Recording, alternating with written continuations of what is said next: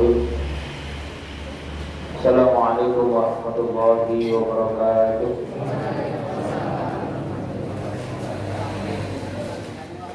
Alhamdulillahirabbil alamin. Adada khalqihi wa nafsihi wa zinata arsyihi wa midada kalimatihi. Asyhadu an la ilaha illallah wahdahu la syarika lahu wa asyhadu anna Muhammadan abduhu wa rasuluhu la nabiyya ba'dahu. Subhanaka la ilma lana illa ma 'allamtana innaka antal alimul hakim. Allahumma ati nufusana taqwaha wa zakkiha anta khairu man zakkaha anta waliyuha wa maulaha. Amma ba'du. Kama rahimani wa rahmatullah, segala puji dari Allah Subhanahu wa taala atas segala nikmat dan rahmatnya kepada kita. Di mana pada kesempatan kali ini kita dapat bermajelis kembali, duduk kembali, masih diberi iman oleh Allah Subhanahu wa taala. Masih meyakini bahwasannya Tuhan kita adalah Allah Subhanahu wa taala dan Nabi kita adalah Nabi Muhammad sallallahu alaihi wasallam. Sehingga dari itu mari kita permudah syukur kita kepada Allah Subhanahu wa taala.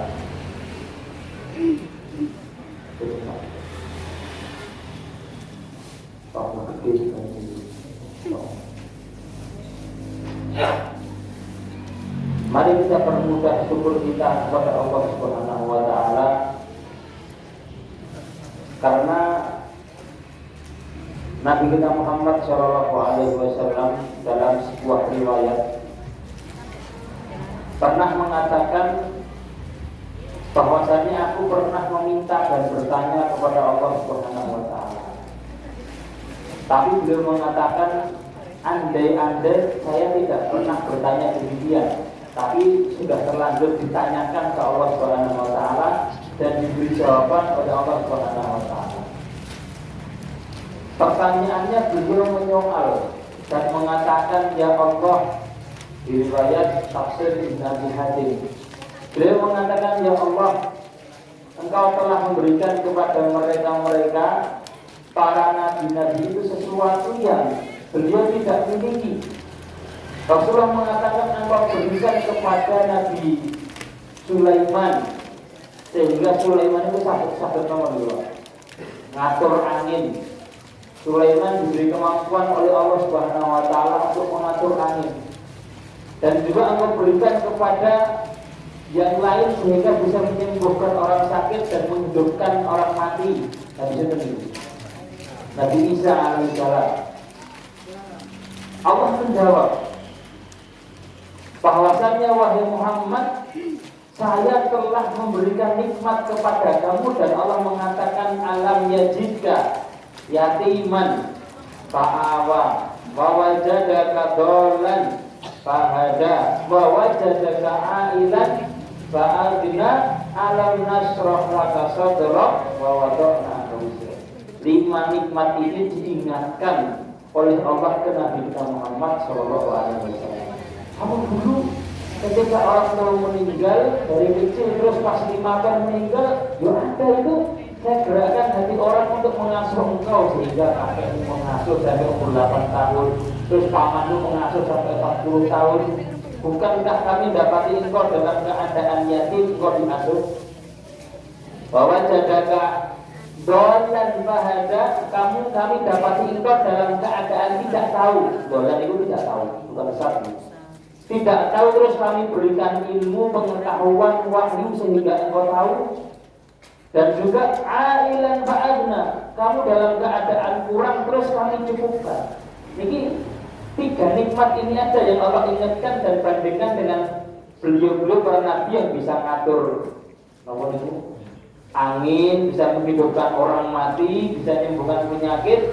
Yang penting kok itu ada yang ngasuh sehingga besar, sehingga bisa tertata kehidupan, terus kemudian ilmu nambah. Misalnya ini majelis ilmu, terus bertambah ilmu, dulu tidak tahu menjadi tahu, terus kemudian dulu kurang cukup, sekarang alhamdulillah cukup.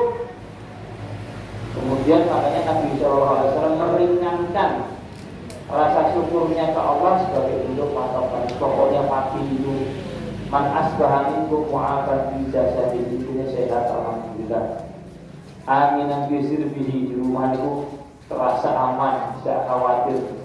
Terus kemudian indah wudu yaumihi, insya Allah yakin sehari itu bisa makan, maka seakan-akan telah dikumpulkan dunia baginya. Setelah ditegur oleh Allah Subhanahu wa taala dengan mengatakan alam yajidka yatiman fa'awa wa wajadaka dhalan fahada wa wajadaka 'ailan fa'aghnaa. Maka sebagai umat Allah Subhanahu wa taala, sama-sama kita ringankan, kita mengucapkan syukur kita kepada Allah Subhanahu wa taala. Semoga dengan syukur kita itu ditambah hikmah kita, ditambah keberkahan kita. Baik, bismillahirrahmanirrahim. Tema kali ini kita akan lanjutkan pembahasan kita mengenai bab yang dahulu kita bahas, yaitu adalah bab jenazah pasien hati. Baik, kita ulangi dulu. Kita membahas mengenai hak mayit, dan kita katakan ada 4 yaitu adalah memandikan, terus kemudian mengkafani, terus kemudian menyolatkan sholat, terus kemudian menguburkan kubur. Baik, kita sudah bahas 1, 2 kali yang belum kita bahas ini. Cuman kami ingin mengingatkan dan mungkin menyinggung poin penting di bab memandikan ini. Baik,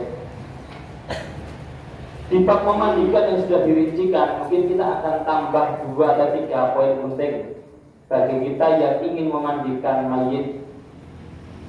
Pertama, kalau ditanya siapa yang lebih utama memandikan mayit, maka jawabannya adalah kerabat ataupun keluarga. Keluarga si mayit yang bisa memandikan. Makanya kalau meninggal bapak, ini kita laki-laki, kalau ibu, perempuan. Ini yang pertama. Yang kedua, dalam memandikan mayit itu harus sama jenis, tidak boleh lawan jenis. Laki-laki, perempuan perempuan, meskipun itu anak kita. Kalau seandainya kita sudah sepuh, anak kita sudah berumur, artinya dalam kondisi sudah balik, maka kita tidak diperbolehkan memandikan anak kita karena beda jenis. Itulah kenapa ketika meninggal Zainab, anak Nabi Shallallahu Alaihi Wasallam, Nabi tidak memandikan, Pak. Nabi menyuruh Ummu Atiyah untuk memandikan. Ummu Atiyah ini seorang perempuan, disuruh memandikan yang namanya Zainab karena Zainab sudah berumur dan beliau sudah berumur karena beda jenis. Jadi kalau laki-laki yang memandikan laki-laki, kalau perempuan perempuan, kecuali suami istri. Nah ini boleh. Kalau seandainya meninggal suami, istri memandikan. Kalau meninggal istri, suami memandikan.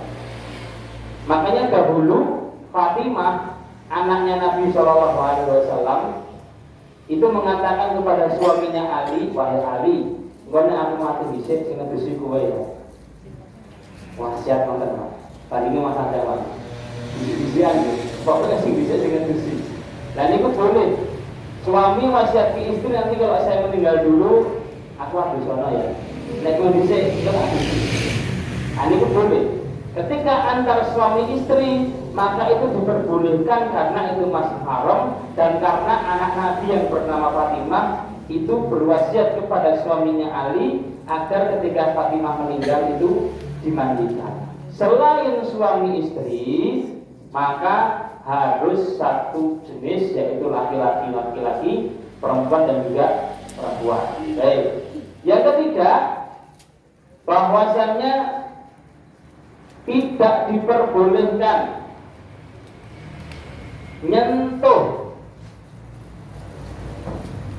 ngapunten nggih, tidak diperbolehkan ketika memandikan itu nyentuh kemaluan kulit kena kulit.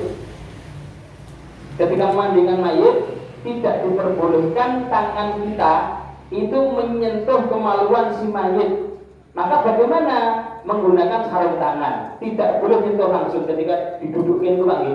Terus dibersihkan perutnya, dan itu nyebok ini aku di tangan langsung. Ambil tisu, Yang ini terus diambil, terus kemudian pakai sarung tangan atau pakai kain sehingga tidak langsung tersentuh kemaluan si mayit tersebut. Kenapa? Karena mayit ini gadah yang namanya kehormatan.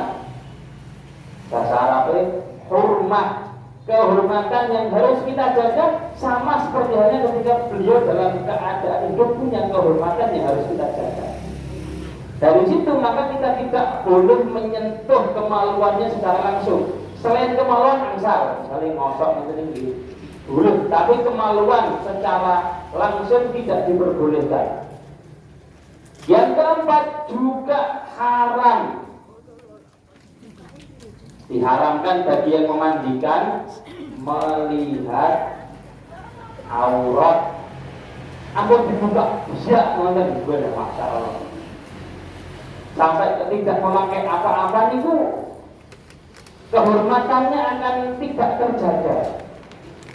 Maka di syariat dilarang untuk melihat aurat mayit bagi yang memandikan. Terus bagaimana? Silakan setelah digunting itu, gunting itu, terus kemudian taruh di atas yang kain, mungkin dipendam ini. Dimandikan, silakan mandikan dalam keadaan aurat tertutup, tidak terlihat. Sekali lagi, karena mayit punya kehormatan dan dalilnya umum. Nabi SAW melarang laki-laki melihat aurat sesama laki-laki dan melarang wanita melihat aurat sesama wanita. Jadi sampai satu jenis pun itu dilarang, Pak, tidak boleh. Dan Nabi tidak merincikan dalam keadaan hidup ataupun mati, sehingga sama saja mau hidup mau mati, maka sesama jenis dilarang melihat aurat satu sama lain, apalagi lawan jenis lain.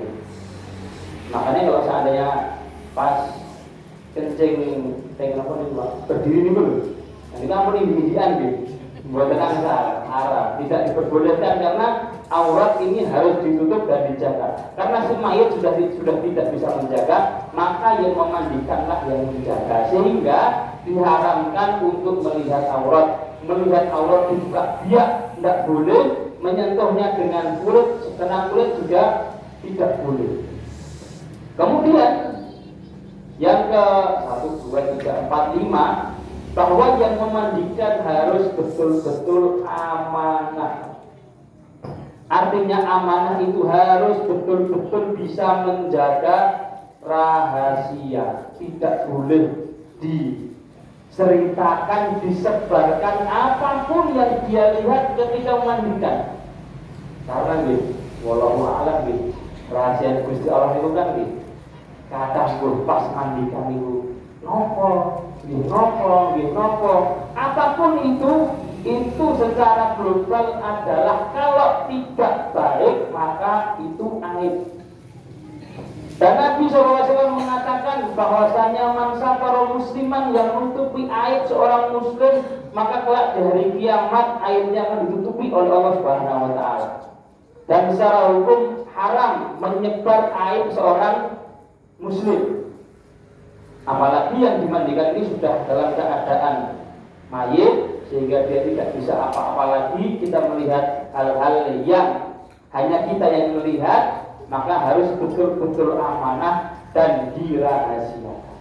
Terus kalau seandainya dilihat itu sesuatu yang baik, itu kok wangi, masya Allah, tidak pakai apa-apa, baru dibuka sudah sangat harum, semerbak, seger, dan seterusnya itu.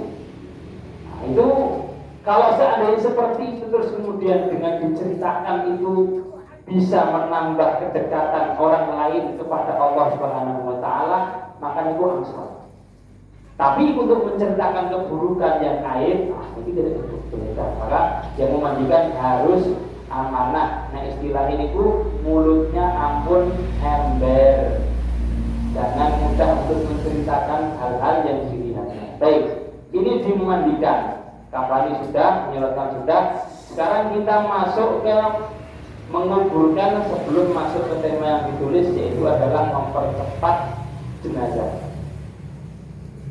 Dalam masalah menguburkan,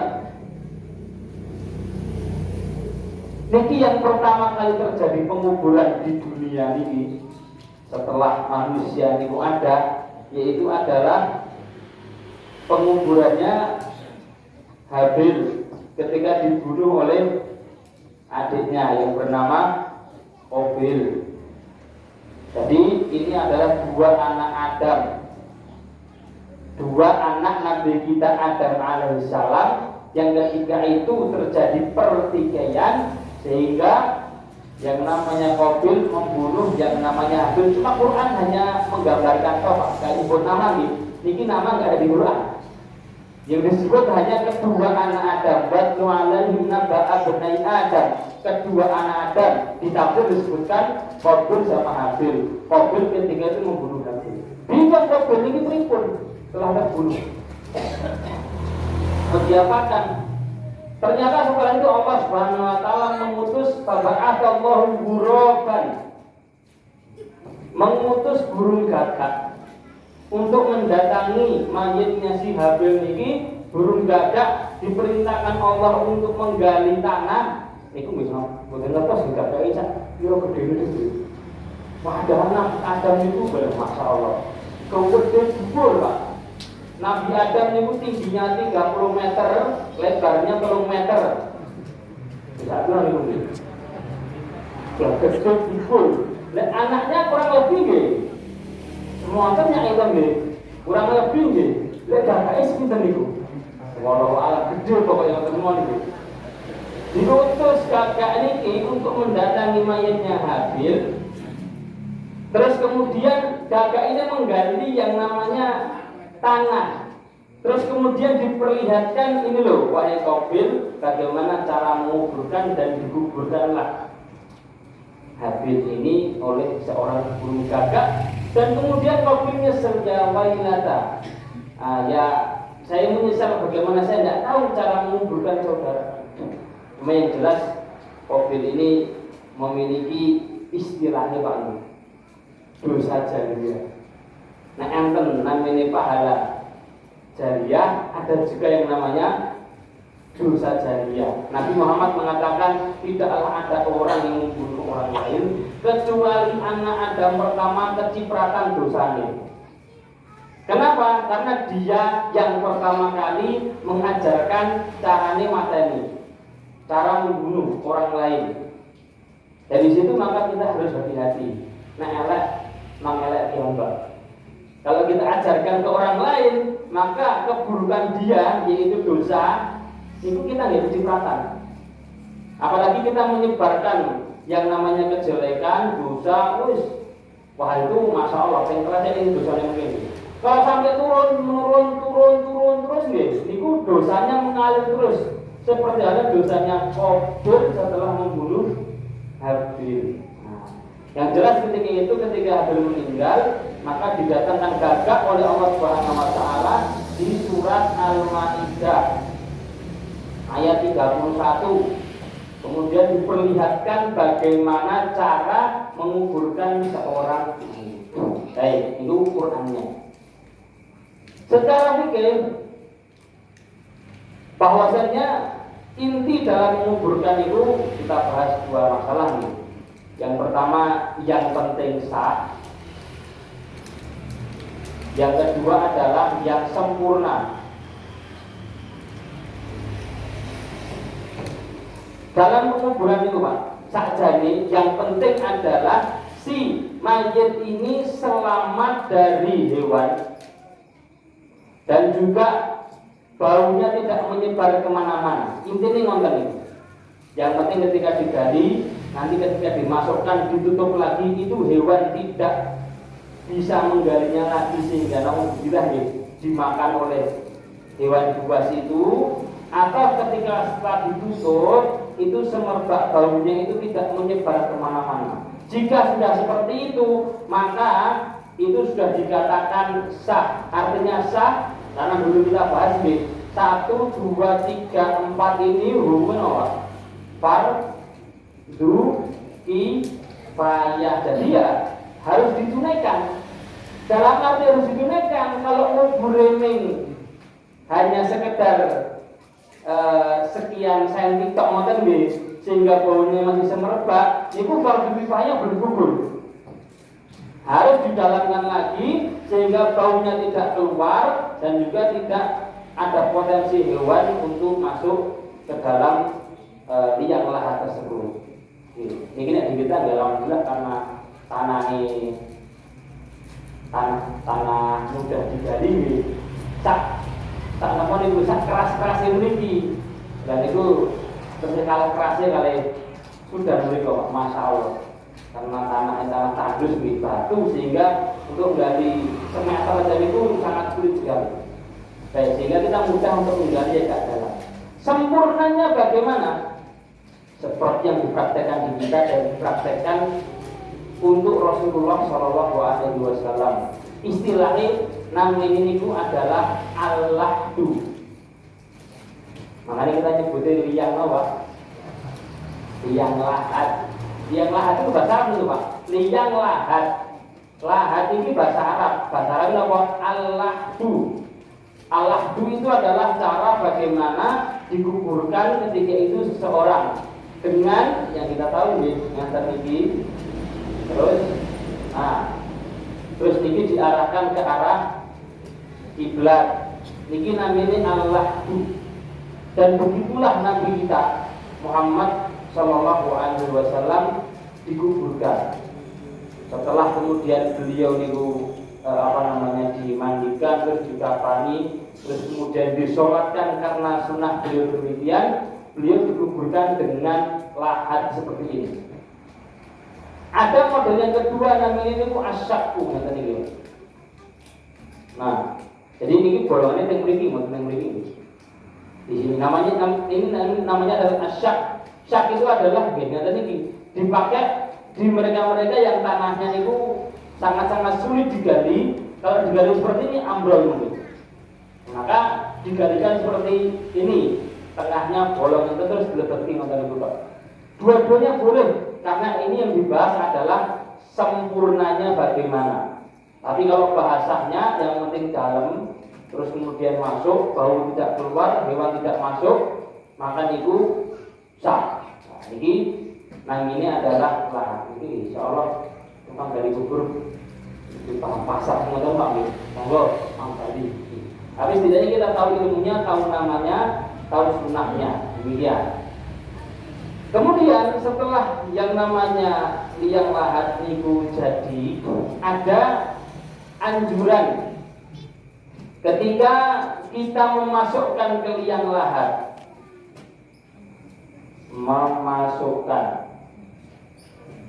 pas dilepetin pun lagi bawa, terus kemudian ditaruh, terus hendak dimasukkan ke liang lahat, itu jadi memasukkannya bagaimana? Karena biasanya berbunyi kepala dulu masuk ke dari sisi kaki, demikian adanya. Sahabat ketika itu berwasiat kepada temannya, itu adalah bin Zaid dan itu adalah sahabat Nabi SAW. Nanti kalau seandainya saya meninggal, pas aku dikuburkan, masukkan kepalaku dulu ke liang lahat. Masukkan kepalaku dulu ke liang lahat dan arahnya dari arah kaki. Jadi ini liang lahat, misalnya ini mayat yang memiliki kepalanya di sini, dimasukkan dari kepala, dari posisi kaki. Misalnya ini kepala ini, ujungnya kakinya di sini lah. Dimasukkannya seperti ini, kepala dulu ke sana sehingga sejajar kaki seperti ini. Terus sahabat itu mengatakan sunnatun Nabi Sallallahu Alaihi Wasallam. Ini adalah sunnah yang diajarkan Nabi Sallallahu Alaihi Wasallam, dimasukkan kepala dulu ke liang lahat dari sisi kaki di kuburannya. Terus kemudian ternyata saya juga mengatur yang masuk ke liang lahat, sudah ngomong itu. Yang masuk ke liang lahat adalah keluarga si mayit. Tapi Nabi spesifik Pak, Masya Allah. Nabi spesifik sekali yang masuk sangat diusahakan yang gitu. Malam itu tidak datangi istrinya. Jadi betul-betul belum. Kenapa kok Nabi mengatakan demikian? Wallahu a'lam. Ketika meninggal Zainab tadi ini, Zainab, terus kemudian harus ada yang masuk ke dalam liang lahat beliau mencari keluarganya dan menanyakan man lam yuqaribul laila, siapa yang malam tadi belum mendatangi istrinya. Artinya nggak megang istri siapa, silakan masuk ke liang lahat. Nek kita merasa tadi malam mendatangi istri, maka Pak, ketika kuburkan jangan masuk ke liang lahat, dilarang sama Nabi Shallallahu Alaihi Wasallam. Kalau seandainya mayitnya perempuan, apalagi diusahakan adalah keluarganya, karena akan memegang, memelukkan itu tadi. Kalau seandainya tidak ada, laki-laki tapi yang belum mendatangi istrinya, ini memasukkannya, terus kemudian siapa yang masuk, harus 2, 3, asliku teknis itu gitu. Yang penting menyempurnakan dan menjaga kehormatan mayit. Kemudian ketika dia bahasiku ini disunahkannya mengarahnya ke arah kiblat. Jadi ini ditidurkan di sini dengan kepala menghadap ke arah itu lagi. Nah, kuburan seperti ini ditidurkan dengan wajah diarahkan menghadap ke arah kiblat seperti itu. Agar memang sempurnanya meninggal juga menghadap ke arah kiblat, sebagaimana dunia itu juga mengarah ke arah kiblat. Jadi seorang muslim itu purun boten purun nanti akhirnya juga akan menghadap ke arah kiblat. Nah, pilih si pokson apa menghadap kiambak gitu. Nah, saat ini kita punya kesempatan untuk menghadap ke arah kiblat dengan sholat yang tinggi, menghadap ke arah kiblat. Nanti di ujung, di akhir juga pasti ketika tidur juga akan menghadap ke arah kiblatnya di pokson itu yang menguburkan. Baik.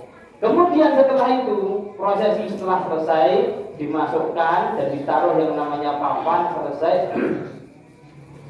Ada kebiasaan Nabi Shallallahu Alaihi Wasallam setelah mayit itu dikuburkan, kebiasaan beliau adalah duduk sejenak dan ada tausiah kematian sebelum doa itu.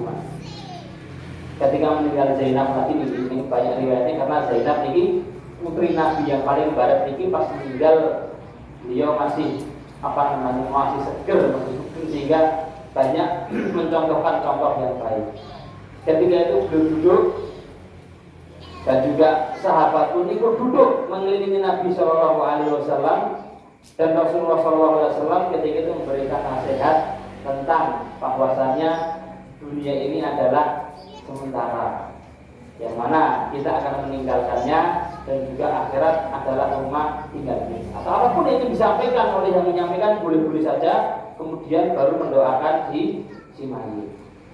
Yang kita doakan setelah mayit terkuburkan itu apa, Pak? Yang kita doakan setelah mayit ditaruh selesai, terus kemudian tausiah atau nasihat sudah selesai, terus kemudian doa sudah selesai. Ketika setelah doa, Nabi menyuruh kita untuk memintakan ke mayit ini keteguhan. Is'alu lahu tathbit fa innahu ana yus'al. Mintakanlah agar si mayit ini teguh. Teguh ketika apa? Teguh ketika ditanya oleh malaikat, man rabbuka, man nabiyuka, ma dinuka. Siapa Tuhanmu? Siapa nabimu? Apa agamamu? Ada saya ini tapi jawab sangat mudah. Kita jawab Tuhanmu Allah, Nabi Muhammad, agamaku Islam. Cuma ketika itu yang jawab bukan lisan kita. Yang jawab adalah amalan kita. Yang jawab adalah iman keyakinan kita yang terpraktekkan dengan amalan ketika itu akan berbicara. Andaikan imannya itu baik, amalnya mengikuti iman, selaras dengan imannya, dia akan tegas mengatakan bahwasanya Tuhan itu Allah, Nabi Muhammad agama Islam. Ini kata Nabi Shallallahu Alaihi Wasallam. Kalau seandainya tidak demikian, yang dia yakini berbeda dengan itu, amal tidak selaras dengan imannya, maka dia akan gagal menembak, terpatah-patah dalam mengatakan Allah. Itu protokol di malaikat boten semua dulu si sikat ngoten mawon. Kesuwen sikat. Ketika ditanya tidak tahu, maka malaikat yang menanyakan itu akan menghadap dengan izin Allah si mayit itu. Maka ketika itu kita diperintahkan mintakanlah keteguhan. Bagaimana? Dengan mendoakan Allahumma tsabbithu inda su'al. Ya Allah, teguhkanlah dia ketika ditanya. Ya Allah, teguhkanlah dia ketika ditanya. Ya Allah, teguhkanlah dia ketika ditanya. Terus seperti itu. Dan ketika kita mengatakan seperti itu, si mayit ini mendengar apa yang kita ucapkan. Mayit itu sadar mirip. Mayit itu bisa mendengar. Cuma pendengarannya sekedar pendengaran, dia tidak dapat manfaat apa-apa dari pendengaran tersebut.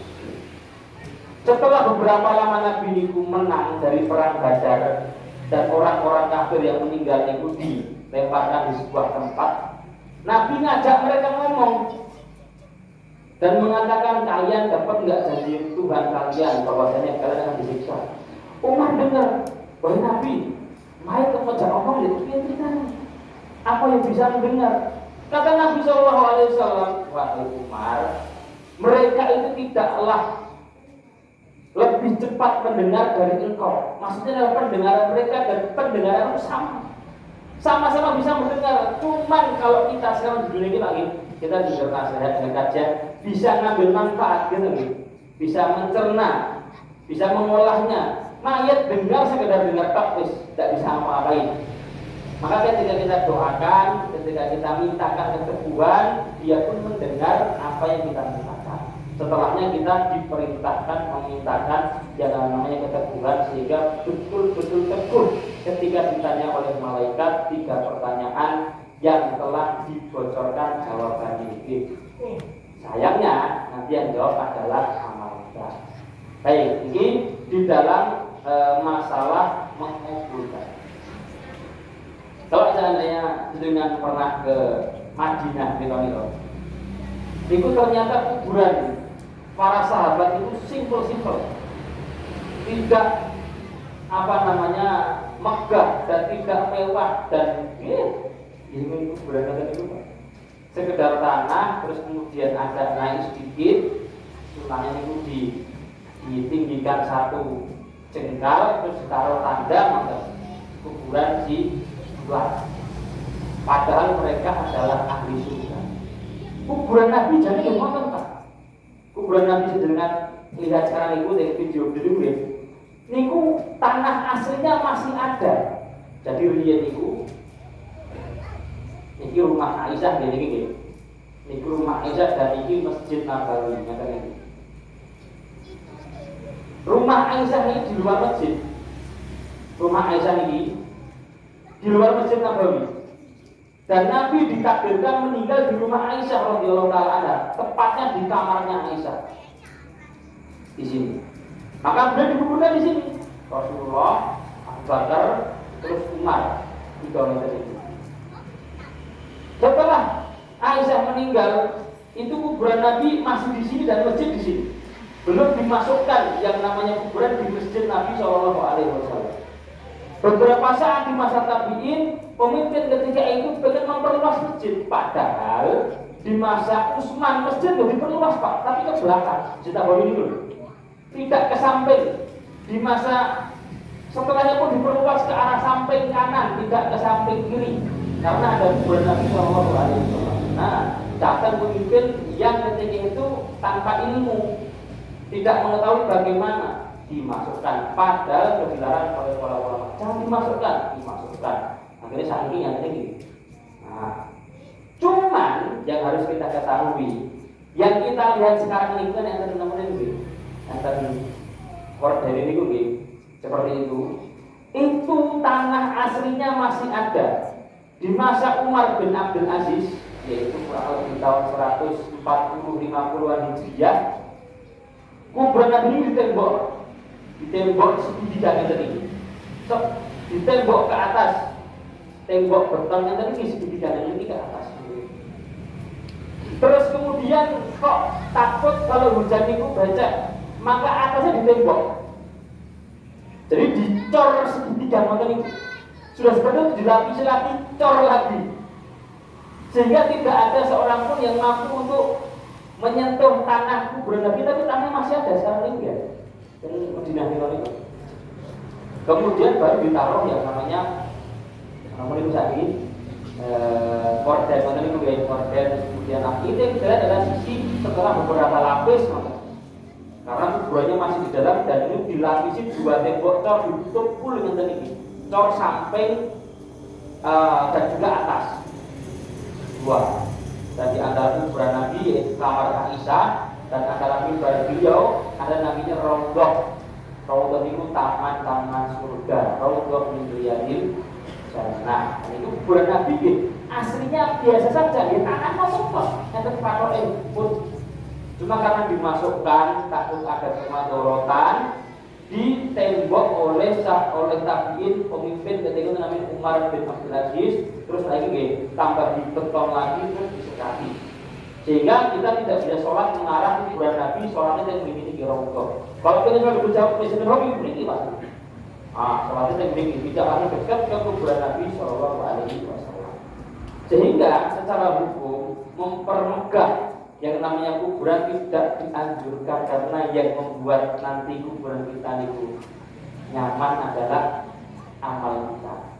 Yang membuat kuburan kita nanti iman itu menjadi taman-taman surga itu adalah sedekah kita, tilawah kita, sholat kita, bacaan kita, tidak bangunan yang berada di atasnya. Itu sudah tidak manfaat lagi untuk kita bergizi. Baik, kita pindah ke materi setelahnya yang ditulis itu, yaitu adalah masalah menyegerakan.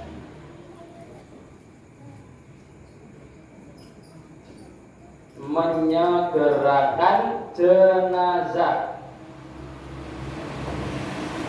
Nabi Shallallahu Alaihi Wasallam mengatakan secara global, asri'u bil jinazati, segerakanlah yang namanya jenazah. Segerakan apanya? Seluruhnya. Makanya modelnya ambulan kok. Orang-orang itu ngebut, padahal ngebut mungkin di tegriya biasa ngantosi nopo. Karena kan secara awal sampai akhir itu keharusan atau sunnahnya bahwasanya mayat itu disegerakan untuk dikuburkan. Dari mulai pembawaannya, cara membawanya, kemudian memandikan diikuti mengkafani diikuti disolatkan, dan setelah disolatkan diikuti dikuburkan. Ini ampun ada jeda yang lama-lama. Kenapa demikian? Nabi SAW mengatakan intakun sholihatan, itu mayitnya, kalau seandainya dia itu orangnya itu orang soleh, meninggal dalam keadaan soleh, dia akan mengatakan, makanya kita nggak dengar lagi, kodimuni, dan kubur aku, karena dia sudah melihat keadaan dia akan di surga. Setiap dari kita ini, ketika dicabut nyawa dan sebelum habis cabutannya akan diperlihatkan oleh malaikat tempat duduk kita di surga atau di neraka. Makanya mesme mayat itu bukan mesem dibuat di rumah gitu. Saat ini ya mesem tapi jadi bukan senang sadar. Tapi ketika dia meninggal dalam keadaan senyum, karena dia melihat sesuatu yang sangat indah. Tapi yang bukan senyum nggak mau terusur. Surah Fatimah juga ampun itu. Kita nggak ada yang tahu bagaimana hakikatnya. Tapi yang jelas Nabi mengatakan ketika dicabut nyawa itu akan diperlihatkan tempat duduk simpulan ini, entah di surga atau entah di neraka. Sehingga dalam keadaan dia itu dimandikan, dikafani, disolatkan, dia sudah tahu tempat duduknya itu akan mengarah ke mana. Kalau dia itu tempatnya di surga dan dia orang baik, kuburannya akan menjadi taman-taman surga. Lah kalau kita memperlambatnya, dia akan protes, kodimuni, segerakan aku. Sebetulnya dunia ini loh, saya pengen nikmat yang sangat abadi. Maka dengan mengakhirkan itu kita sebenarnya menggolimi si mayat ini. Kalau seandainya dia itu selain itu, ini bahasa Nabi Sahih. Kan lawan soleh itu nomor. soleh gitu, soleh orang soleh teman gitu. Tapi Nabi nggak mengatakan itu. Kalau seandainya jenazahnya soleh, maka dia akan mengatakan segerakan aku, segerakan aku. Tapi kalau seandainya jenazahnya selain itu, pokoknya itu.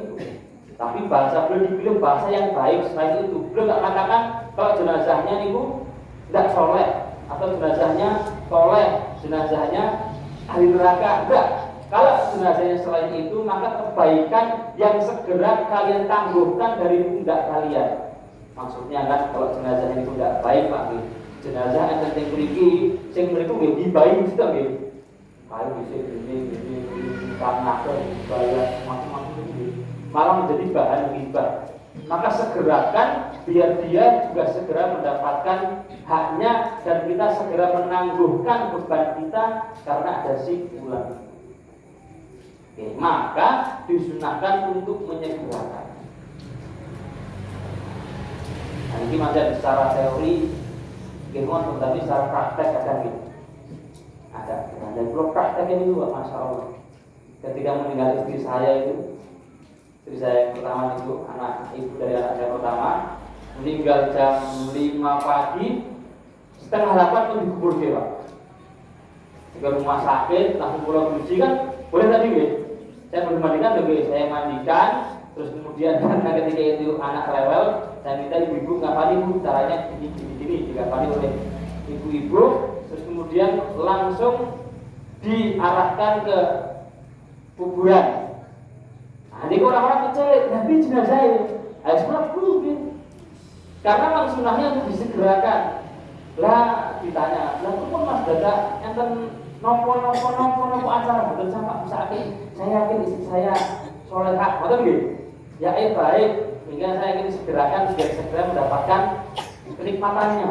Ini praktek langsung itu, Pak.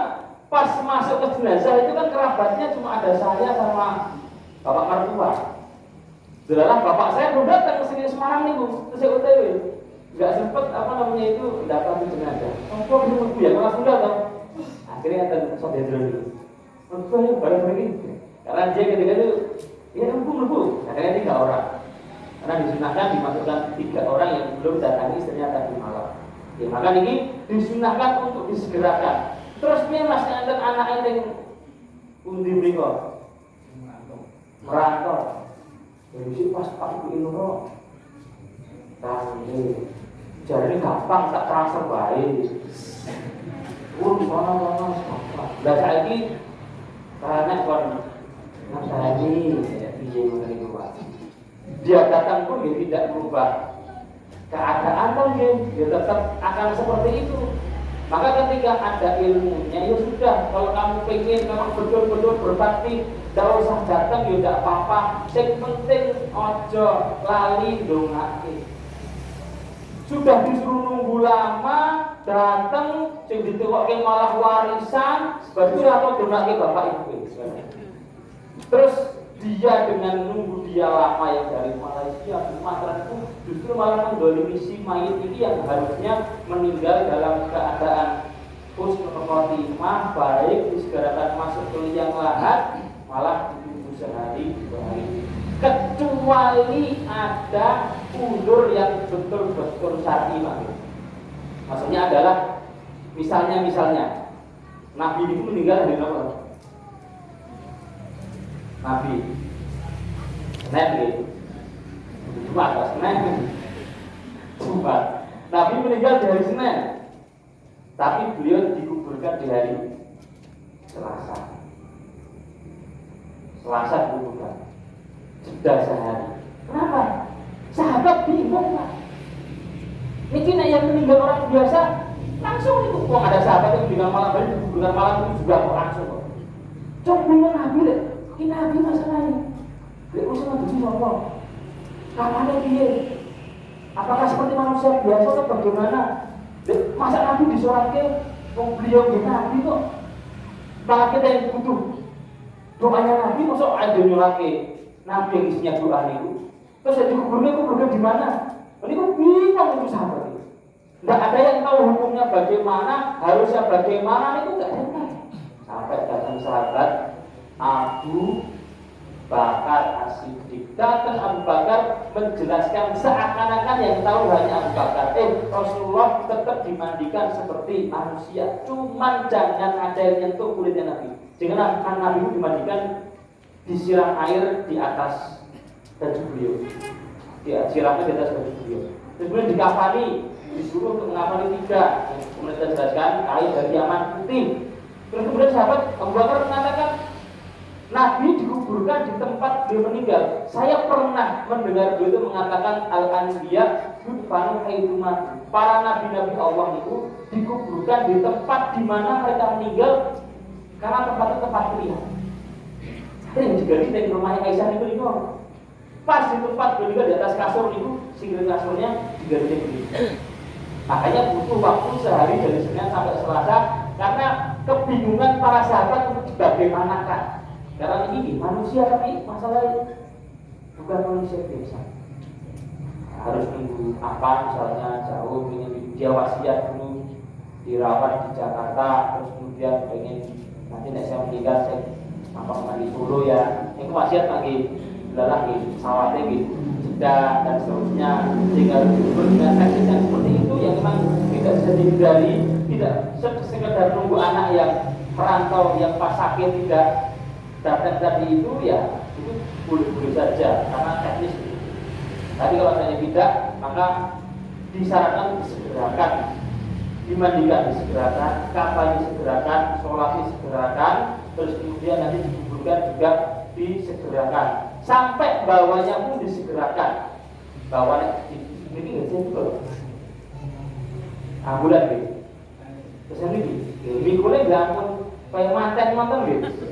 Mikulnya cepat tetap gitu. Lihat Pak. Lanjut, melakukannya disebut gitu. Niku termasuk yang bawah pun harus amanah. Ampun digibah. Wah ini abon tenang. Dosanya apa ya? Masya Allah.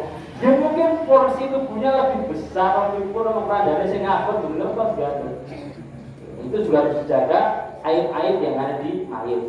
Intinya adalah bahwasanya disunahkan untuk menyegerakan memandikan, menggapali, menyelesaikan dan menggugurkan. Demikian Allah Ta'ala. Barakallahu fiikum. Assalamualaikum warahmatullahi wabarakatuh.